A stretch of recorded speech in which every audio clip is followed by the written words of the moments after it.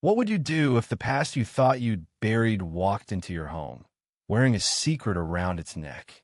Ethan Caldwell, a man who had built an empire from nothing, believed he controlled his world. His sprawling mansion, perched on a cliff overlooking the Pacific, was a testament to his triumph over a childhood of scarcity. At 42, he was untouchable, so he thought.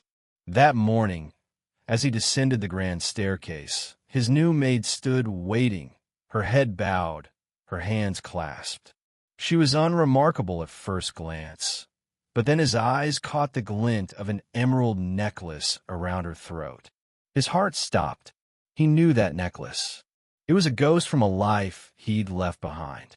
The necklace was no ordinary trinket.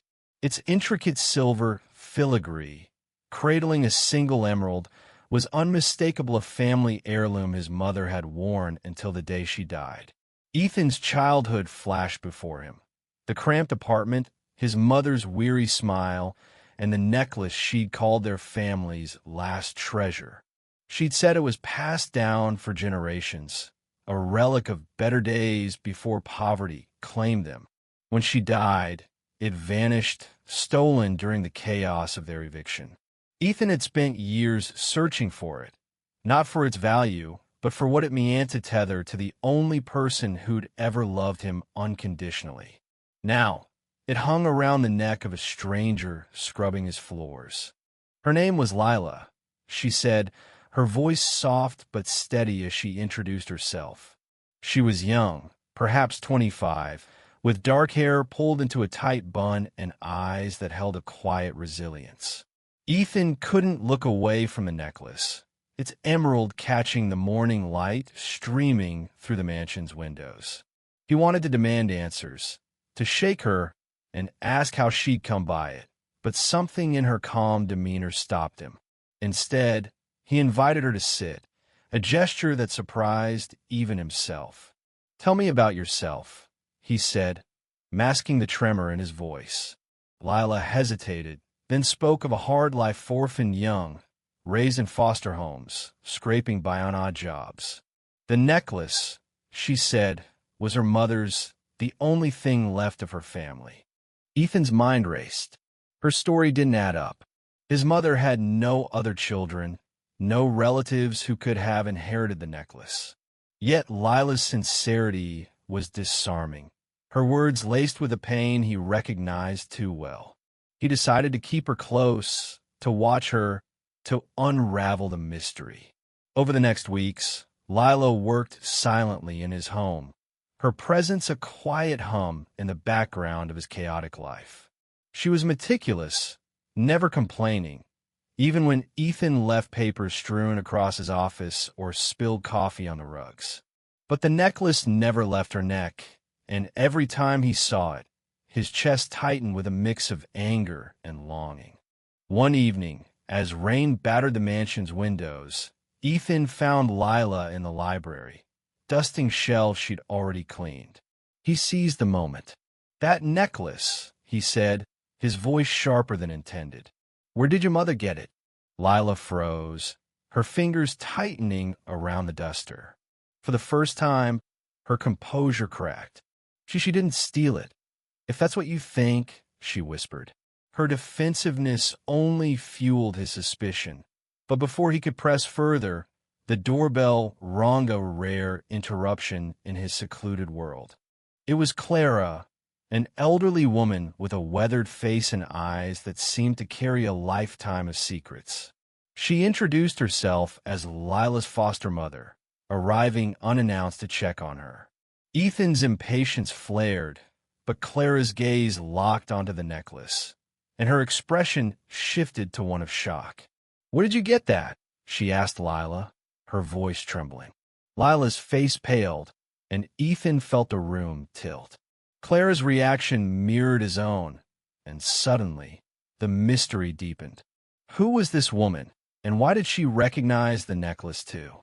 Clara's story came in fragments, each one a blow to Ethan's carefully constructed world. She'd been a nurse, she said, working in a small hospital decades ago. One night, A young woman Ethan's mother had been brought in, frail and near death, clutching a newborn. The woman had no identification, only the necklace, which she pressed into Clara's hands, begging her to keep it safe for the child. Clara, childless and grieving her own losses, took the baby Lil and raised her as her own. The necklace, she said, was Lila's birthright, though she'd never known its full story. Ethan's knees buckled. Lila was his sister, the sister he'd never known existed, born in secret as his mother's life faded. The necklace wasn't stolen, it had been given to protect a child Ethan hadn't known he'd lost. His anger dissolved into guilt, then awe. Lila, oblivious to the truth, watched him with wary eyes, sensing the shift in his demeanor.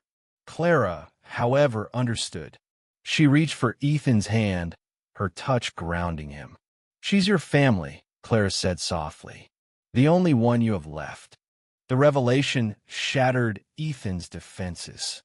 He'd spent his life building walls, amassing wealth to fill the void of his mother's absence. Yet here was Lila, a living piece of her, carrying the same quiet strength, the same unyielding spirit. He wanted to tell her everything, to confess the truth, but fear held him back. What if she rejected him? What if the weight of their shared past was too much? Instead, he began to act, quietly ensuring Lila's shifts were lighter, her pay higher. He watched her from a distance, learning her habits, the way she hummed softly while working, the way her fingers traced the necklace when she thought no one was looking. One night, unable to bear the silence, Ethan invited Lila to dinner. The dining room, usually cold and formal, felt alive with her presence. He told her about his mother, about the necklace, about the life he'd lost. Lila listened, her eyes wide, the necklace glinting under the chandelier. When he finished, she was quiet for a long moment. Then, she reached for the clasp, removed the necklace, and placed it in his hand. "It's yours too," she said simply. "She wants you to have it." Ethan's throat tightened. He didn't take the necklace. Instead, he closed her fingers around it. "It's ours," he said, his voice breaking. In that moment, he saw not just the maid, but his sister, a woman who'd survived as he had, against all odds. He told her the truth, every painful detail, and watched as her disbelief gave way to tears, then to a tentative smile. Clara, who'd lingered in the doorway, joined them, her presence a bridge between their fractured pasts. The mansion, once a monument to Ethan's solitude, became a home. Lila stayed, not as a maid, but as family. The necklace, no longer a mystery, hung around her neck as a symbol of their shared history. Ethan learned to laugh again, to share stories of their mother, to build a future where wealth meant nothing compared to the bond they'd found. Clara, too, became a fixture, her wisdom grounding them both. In the end, Ethan realized that the necklace hadn't just brought Lila to him, it had brought him back to himself. The empire he'd built was nothing without someone to share it with. And as he stood on the cliff's edge, Lila beside him, the Pacific stretching endlessly before them, he felt his mother's presence in the wind, her love carried in the emerald that had found its way home.